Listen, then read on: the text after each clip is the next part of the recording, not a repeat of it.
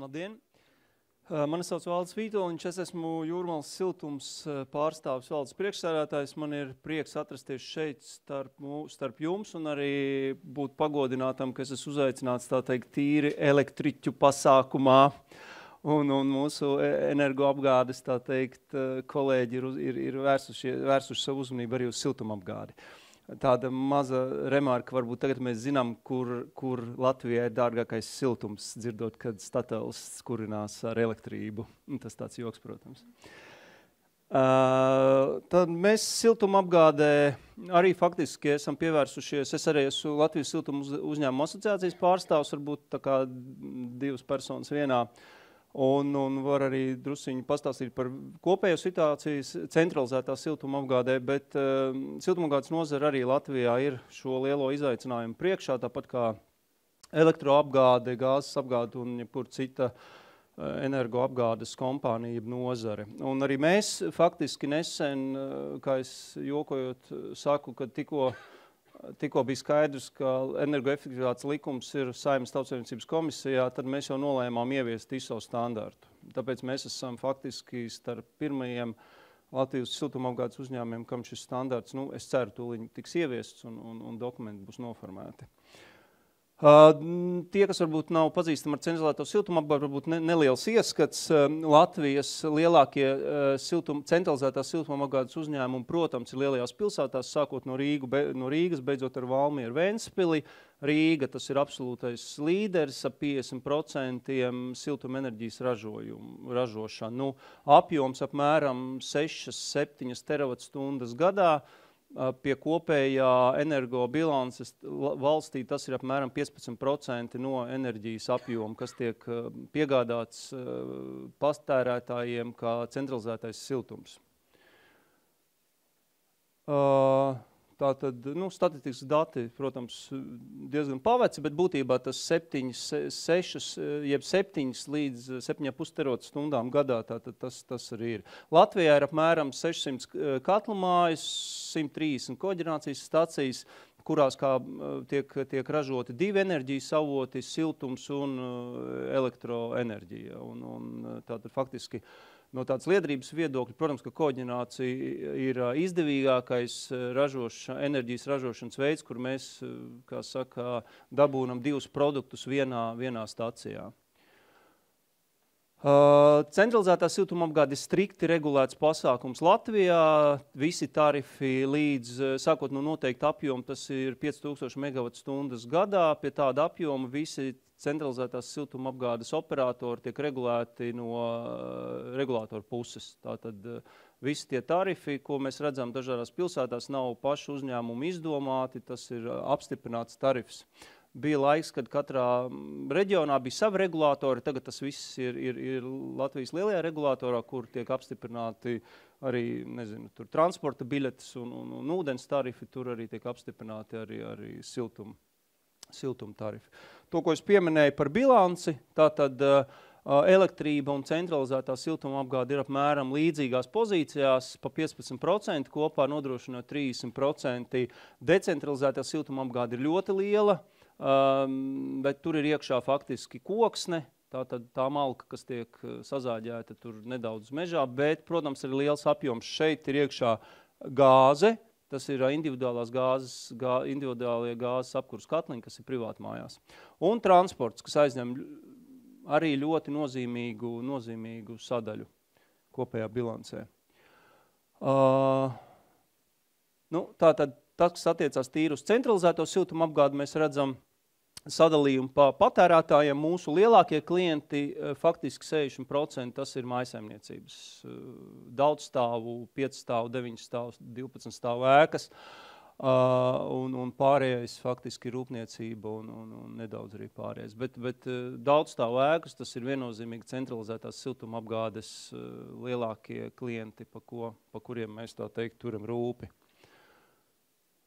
Latvija varbūt ir maza valsts, bet centralizētā siltumapgādē mēs esam liela valsts, jo starp procentuāli, cik daudz iedzīvotāji tiek nodrošināti centralizēto siltumapgādi, Latvija ir, jāmeklē ātri, pie lieliem cipariem. Jūs redziet, mēs esam otrie patiesībā. Uz šodien mēs esam otrie vai trešie, mums ir īri, es atceros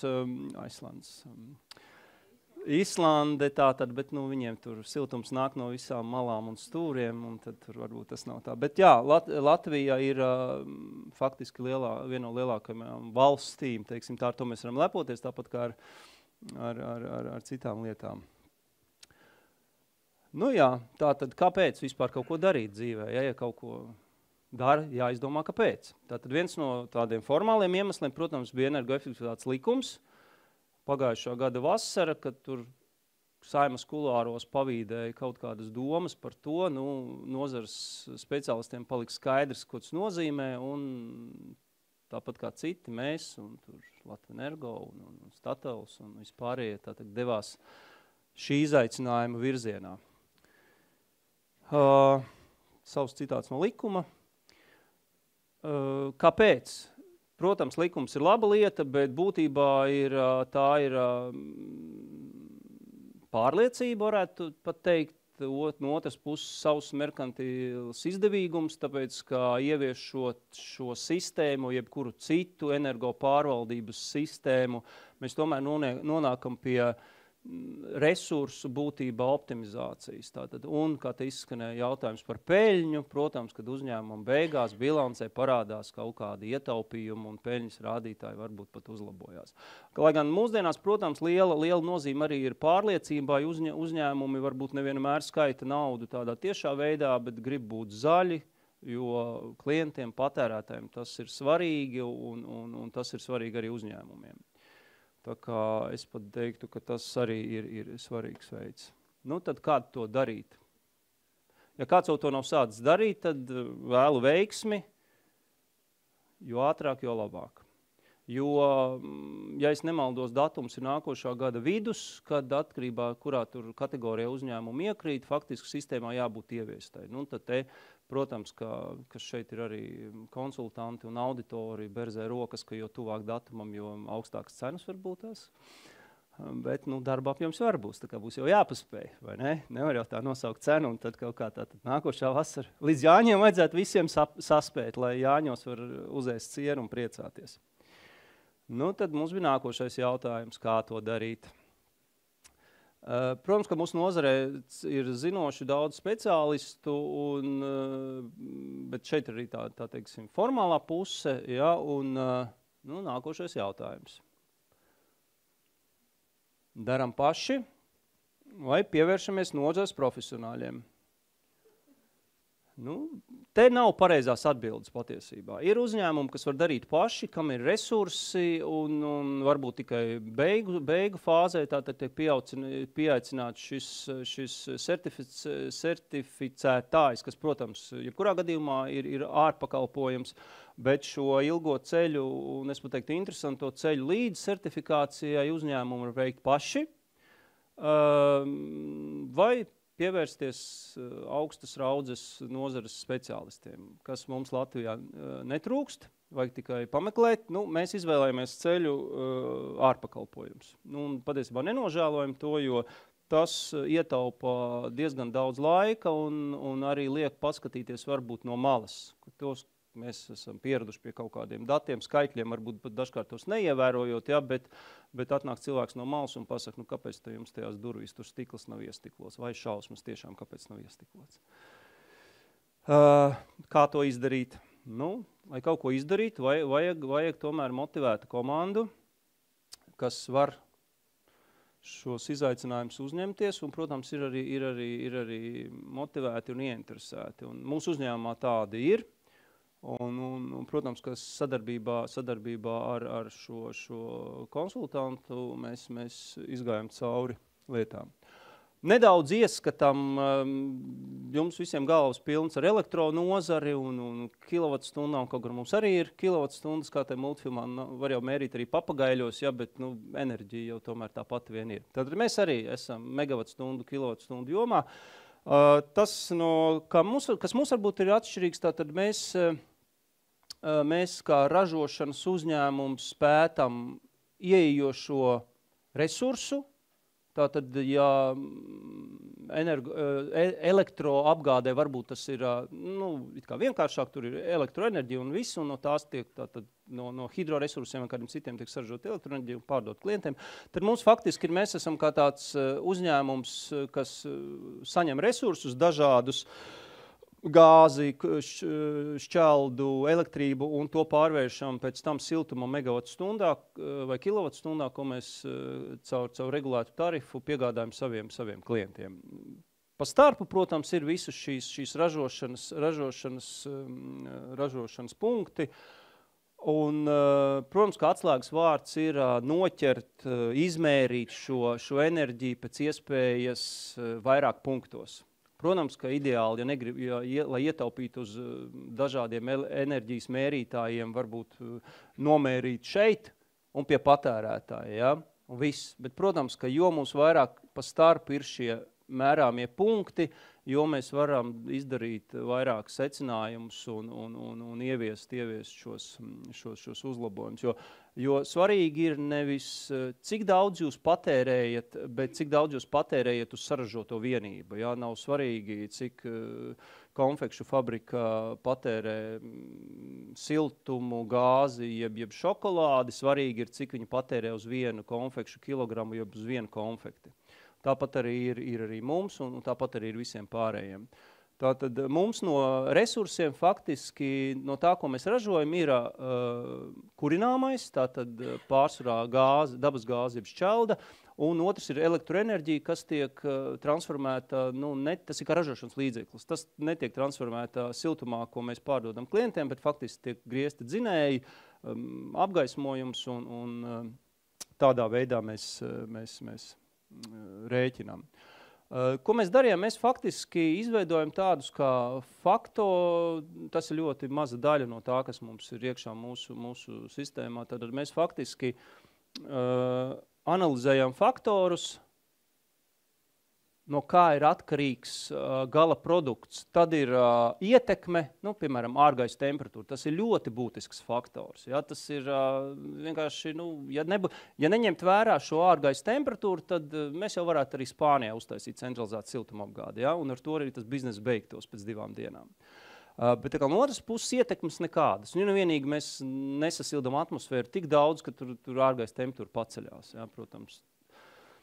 Bet vispārējais tātad, ka jūs redzat, piemēram, šķeldas siltumspēja, ar gāzi ir vienkārši kāda gāze mums atsūknē tur uz pārpa robežām, tādu mēs te nokurinām. Tad ar šķeldu ir ļoti variācijas liels, jūs varat nopirkt šķeldu nosacītu pa 10 eiro, varat nopirkt pa 20 eiro, bet tas nenozīmē, ka lētākā ir labākā vai dārgākā ir sliktākā. Jums ir jārēķina, mums ir jārēķina par tas, cik daudz mums maksā saražotais siltums ar vienas vai otras kvalitātes šķeldu.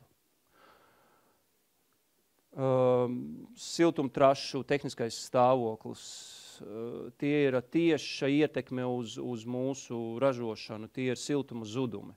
Lai cik būtu varbūt neticami, tad faktiski zudumus siltumtrasēs netik daudz vai praktiski neietekmē ārgaisa temperatūra, bet to ietekmē vienkārši siltuma trases šī cauruļoda diametrs. Jo vidēji caurulē atrodoties zemē, šī zemes temperatūra ir daudz maz konstanta, protams, vasarā viņa nedaudz augstāka.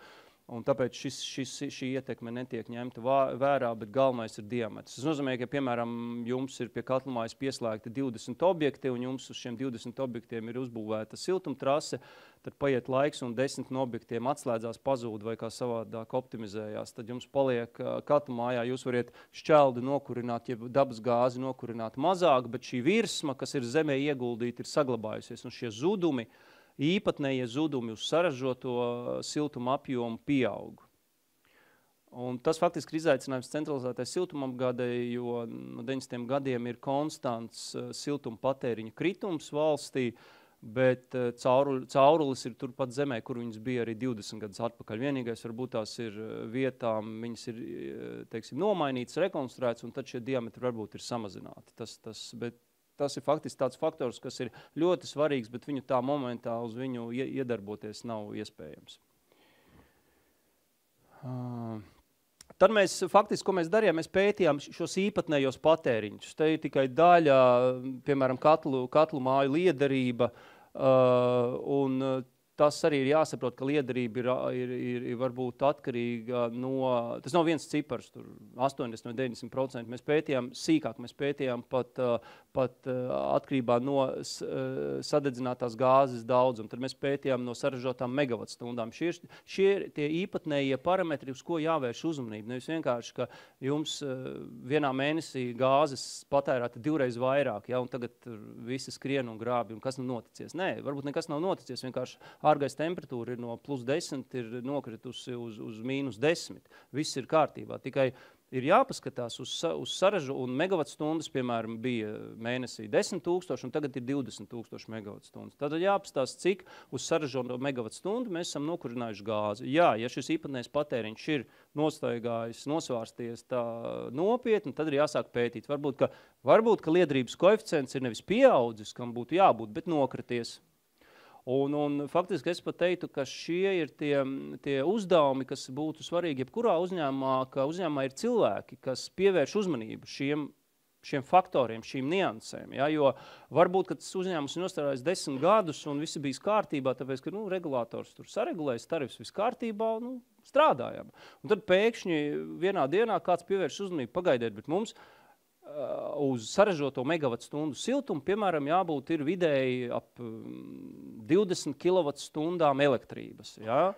Visu laiku tā ir bijis. Mēs kaut kādos tur parametros, MK noteikumu parametros ierakstamies. Bet tad kāds gudrinieks, students atnāca pēc universitātes un kaut kādā katlumā ierauga, ka tur patēriņš pēkšņi ir 10 kWh uz saražoto megavatu. Un viņš saka domāt, kāpēc tajā katlumā jau var, bet citās nevar. Ja? Tad daži uz viņu skatās šķībi, ko viņš te jauc gaisu un kas mums tagad jāsāk strādāt ir. Bet patiesībā šis cilvēks dod labumu uzņēmumam, jo viņš tiešām atradis vietu un lietu, kā sataupīt resursus. Un šie cilvēki ir jāmeklē. Viņi tā nemētājās pa zemi. Un te droši vien, ka daudz, kas te sēž, tāda arī ir. Jā. Te ir kaut kas līdzīgs, tātad tas iepriekšējais tabulas papildinājums. Es vakar taisīju to prezentāciju, varbūt tāpēc drusku interpretācija. Tas pats par faktoriem, ko es minēju. Jā, atkal, šeit ir zudumi. Ja? Tātad īpatnējais patēriņš zudumi megavatstundās uz nodotām megavatstundām siltumtīklos. Ir tā, ka centralizētā siltumapgādē tie, kas nezinu un pirmoreiz ierauga šo skaitli, samulst vai pat nobīstās. Piemēram, vidējais siltuma zudums siltumapgādes sistēmās MK noteikumi nosaka tur ap 17–18%, kas ir, kādi ir, tādi ir. Bet tad pēkšņi kāds varbūt tās vasarā grib paskatīties, kāda mums vasarā ir siltums zuduma procentuāli, un pēkšņi viņš atklāja, ka vasarā siltums zudumi ir 50, 60, 80%. Viņi gan arī ķer trieka. Bet jāņem vērā tas, ko es teicu par caurulēm. Caurules nav izmainījušās, jo tā lielā caurule, kas mums ir zemē ieguldīta, tā ir priekš apstākļiem -20 grādi ārā. Kad iet cauri, piemēram, šeit ir 30 000 megavatstundas. Bet tad, kad vasarā ir tikai 5000, tad absolūtos skaitļos megavatstundās šie zudumi samazinās, bet procentuāli šo samazināto siltumu saražoto daudzumu viņi uzlec nenormāli. Tā kā tas arī auditoriem man tas nav jāstāsta, bet varbūt tiem, kas varbūt strādā vairāk elektrību, tas tāds interesants fakts, ka no tādiem skaitļiem nevajag baidīties, jo tā ir vienkārši datu analīze. Jā, vajag no sākuma savākt pēc iespējas vairāk datus, un tad lieko nomest nost un pievērsties tam, kas ir svarīgi. Šeit ir zudumi procentuāli arī nodotais siltumtīklos. To, ko es teicu, tātad ziemā, kad mums varbūt ir ļoti daudz, tātad redziet, ir zem 10%, varbūt par 5–4% varbūt zudumi, kas ir nenormāli labs rezultāts. Bet vasarā, šeit, es pats esmu redzējis 60% zudumu, ja, kad ir neliels ciematiņš un cauru lieli tāda, kā jau vajag. Un vasarā varbūt kāds vēl pusi atslēdzās no nelieto karsto ūdeni, tad tur brīnumi. Bet, protams, uz gadu izlīdzinot, tas cipars tā arī nostājās zem 20. Tur vidēji, jeb labi rādītāji Latvijā, kas ir sasniegti, ir apmēram 12–14%, jo katrs nākošais procents, ko mēs gribētu sasniegt, būtībā tas ir siltumtrašu rekonstrukcijas, maksā ļoti lielu naudu. Piemēram, no vidējā cipara nolikt, nezinu, no kādiem 30% uz 20% ir relatīvi lēti, nekā nolikt no 20%, piemēram, tuvinoties 10%. Tas ir jāsaprot, ka bieži vien, jo siltumtrases tiek mainītas no lielākā, teiksim, caurules uz mazāko, tad varbūt beigās paliek kaut kādi mazie diametri, un tad, lai viņi tur arī paliek, kamēr viņi varbūt tur vienkārši neizbeidzās, un tad mēs viņus mainām. Tas bija. Nu, ko mēs izdarījām, tas ir tie dokumenti, ko mēs faktiski, kas ir šis, sausais iznākums, bet mēs vēl viņus pārlasot uz šeit nākot, tiešām tur ir tas darbs, kas tiek darīts, un to, ko uzņēmumi dara, tas bieži vien jūs ieraugat tās pašas vecās lietas, jaunās skaņās, jeb jaunā gaismā, un tas liek aizdomāties, un tad, ja tur vēl apakšā ir finanšu rādītāji un cipari, tad tas ir būtiski, un es esmu pilnīgi pārliecināts, ka ir jāiet uz šo, un es atceros vēsturiski, ka bija diezgan tādas, joprojām ir tāda neliela pretestība no ražošanas uzņēmumiem, no industrijas. Es domāju, ka kāpēc mums tas jādara, tas laiks un nauda tēriņš. Ja? Es teiktu, ka tas atbildi ir tāpēc, ka šiem ražošanas uzņēmumiem siltums elektrība neaizņem tik lielu daļu ražošanas izdevumos. Arī Statoils varētu teorētiski neko nedarīt, jo pie viņu pārdotās degvielas apjomu un tām naudām šie cipari ir gaužām mazi, bet uzņēmumi tomēr ir atbildīgi un iet uz energoefektivitātes schēmām. Un tas jautājums Statoilam, kāpēc ekonomikas ministrija prasīja, cik jūs ietaupīsiet, ir svarīgs, tāpēc, ka valsts ir uzņēmusies energoefektivitātes schēmā ietaupīt zināmu daudzumu energoresursu, un nav tā, ka Statoils neietaupa, Statoils ietaupa. Tas, ka pieaugums ir elektrības patēriņā, tas ir tikai tāpēc, ka darbība palielinās, bet pret bāzi Statoils ietaupa viennozīmīgi. Ja? Tātad, ja mēs ņemam, tad bija piemērs par šīm LED lampām, ja? Tātad, ja pareiķinātu, tad, kad bija pirms LED lampām, un tagad LED lampas ir ietaupījums. Un tas ir tas, kas ekonomikas ministrijai svarīgi zināt šo ciparu, cik tad Statoils reāli ir ietaupījis, lai varētu to iekļaut kopējā energoefektivitātes schēmā. Un šī energoefektivitātes schēma ir nākošais tāds pasākums, jeb darbība valstī, ar ko mēs visi nodarbosimies, un visi to sajutīs. Viens sajutīs caur pieaugumu tarifā, cits sajutīs caur samazinājumu ražošanā, bet visi kaut kādā veidā to sajutīs. Tā kā par to es esmu pilnīgi pārliecināts. Nu jā, man šeit man bija energo pārvaldības sistēmā vietā bija centralizētā siltumapgāde. Es tā izmantoju vienkārši. Ja ir kādi jautājumi, tad ja es varēšu, es atbildēšu, protams, un jā.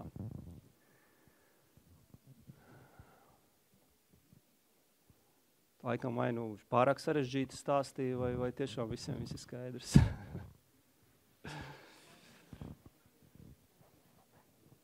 Nu jā, paldies tad.